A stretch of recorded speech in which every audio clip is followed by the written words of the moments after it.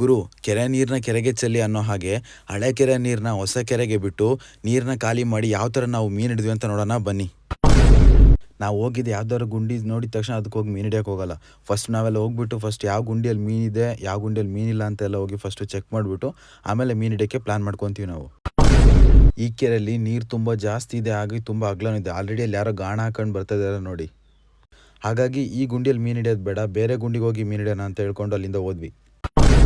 ಹಾಗಂತ ಬೇರೆ ಗುಂಡಿಗೆ ಹೋದರೆ ಈ ಗುಂಡಿಯಲ್ಲಂತೂ ಸಿಕ್ಕಾಬಟ್ಟೆ ಆಳ, ಇಲ್ಲಂತೂ ಮೀನು ಹಿಡಿದ್ರೆ ಯಾವುದೇ ಕಾರಣಕ್ಕೂ ಸಿಗಲ್ಲ ಅಂತ ಗೊತ್ತಾಯಿತು. ಹಾಗಾಗಿ ಅಲ್ಲಿಂದ ಜಾಗ ಬೇಗ ಖಾಲಿ ಮಾಡಿದ್ವಿ.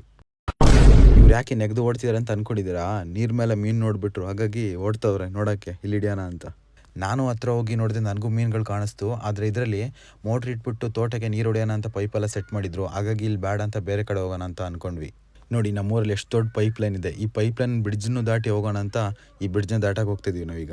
ಇದೇ ಥರ ನಮ್ಮ ಮಲೆನಾಡು ವೀಡಿಯೋಸ್ಗಳನ್ನ ನೋಡೋಲ್ಲ ನಮ್ಮ ಸಕಲೇಶ್ಪುರ ವೈಬ್ಸ್ 46 ನಾವು ಮಾರಿದಂಗೆ ಫಾಲೋ ಮಾಡಿ ಗುರು. ನೋಡಿ, ಅಲ್ಲಿ ದೂರದಲ್ಲಿ ಕಾಣಿಸ್ತಿರೋ ಗುಂಡಿಯಲ್ಲಿ ನೀರು ತುಂಬ ಕಡಿಮೆ ಇದೆ, ಹಾಗೆ ಅಲ್ಲಿ ಮೀನೂ ಇದೆ. ಅಲ್ಲಿ ಯಾರೋ ಆಲ್ರೆಡಿ ಹಿಡಿತಾ ಇದ್ದಾರೆ, ಹಾಗಾಗಿ ಅಲ್ಲಿಗೂ ಹೋಗಲಿಲ್ಲ.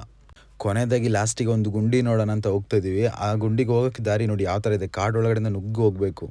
ಒಂದು ಹೇಳೋದು ಮರ್ತ್ಬಿಟ್ಟೆ ನೋಡಿ, ಈ ಮುಳ್ಳುಗೆ ಏನಾದ್ರು ಕಾಲಿಗೆ ಹೊಡೀತು ಅಂದರೆ ಪಕ್ಕ ಜ್ವರ ಬರೋದಂತೂ ಗ್ಯಾರಂಟಿ.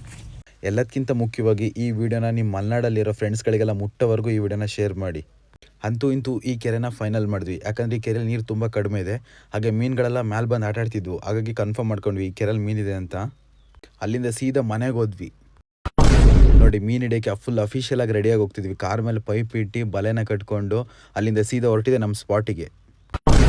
ಕೆರೆ ನೀರನ್ನು ಕೆರೆಗೆ ಚೆಲ್ಲಿ ಅನ್ನೋ ಹಾಗೆ ಅವಾಗ ನೋಡ್ಕೊಂಡು ಹೋಗಿರೋ ಕೆರೆಗೆ ಬಂದು ಮೋಟ್ರ್ ಇಟ್ಬಿಟ್ಟು ಹೊಸ ಕೆರೆಗೆ ನೀರನ್ನ ಚೇಂಜ್ ಮಾಡ್ತಾ ಇದ್ದೀವಿ. ನೋಡಿ, ಮೋಟ್ರು ನೀರನ್ನ ಚೆನ್ನಾಗಿ ಎತ್ತಾಗ್ತಿತ್ತು, ಕೆರೆ ನೀರು ಖಾಲಿ ಆಗ್ತಾ ಬರ್ತಿತ್ತು. ಇದ್ದಕ್ಕಿದ್ದಂಗೆ ಏನಾಯ್ತೋ ಗೊತ್ತಿಲ್ಲ, ಸಡನ್ನಾಗಿ ಮೋಟ್ರ್ ಆಫ್ ಆಗಿಬಿಡೋದ. ತುಂಬ ಬೇಜಾರಾಯಿತು. ಆ ಮೋಟ್ರ್ ಎತ್ಕೊಂಡು ಸೀದಾ ಗ್ಯಾರೇಜ್ ಕಡೆ ಬಂದ್ವಿ.